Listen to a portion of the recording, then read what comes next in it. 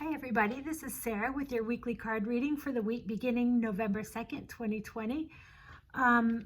What a week we're about to enter. And you don't need anyone who's a card reader to tell you that. You just need to look at the news. It's going to be interesting. So I drew 3 cards for us today from the Literary Witches Oracle deck. And the first one is the Rabbit card.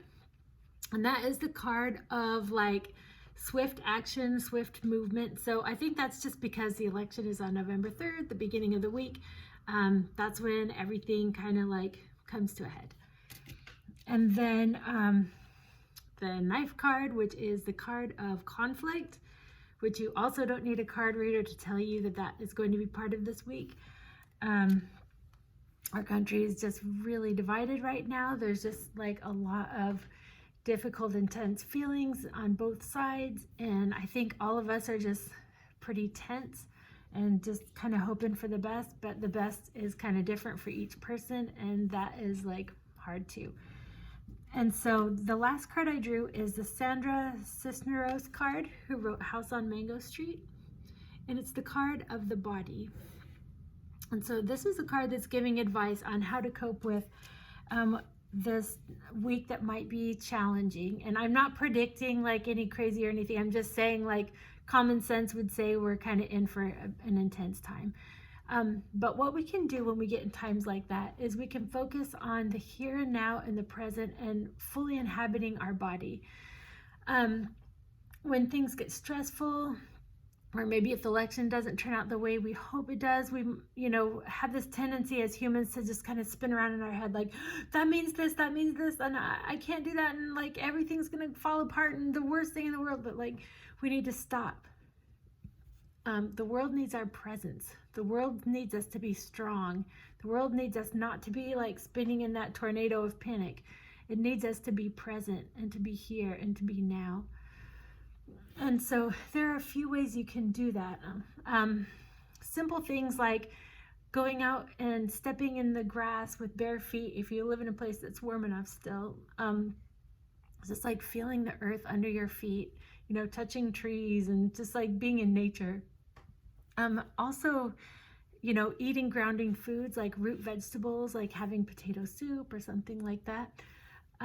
Just something that is like really grounding, that just kind of like brings you into like physical sensation of your body, like eating.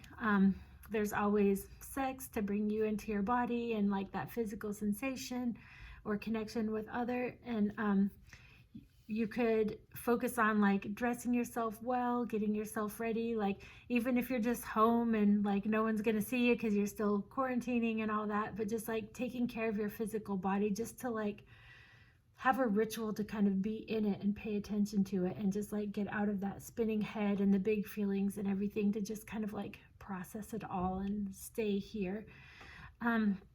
Also, we're just going to have to remember that honestly, we're still one country and we're still all in this together. We all maybe want different things, and we all are maybe afraid of the other side, of taking away those things that we might think are important, but really ultimately we all just want to live our lives the best we can, and that's like what all of us want. And so that may look different, but we've got to remember our neighbor is still our neighbor, our friends are still our friends, our family is still our family, like no matter who they vote for.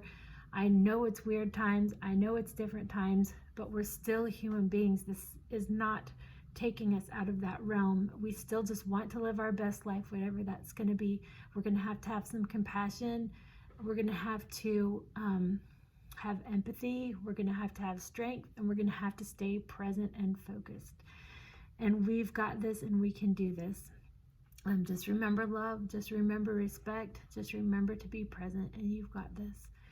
And if you want a personal reading with me, you can go to wildwoodenergy.com and click on the book online button on the top menu, and it will take you to where you can get a reading with me personally. And I hope that you have a good week.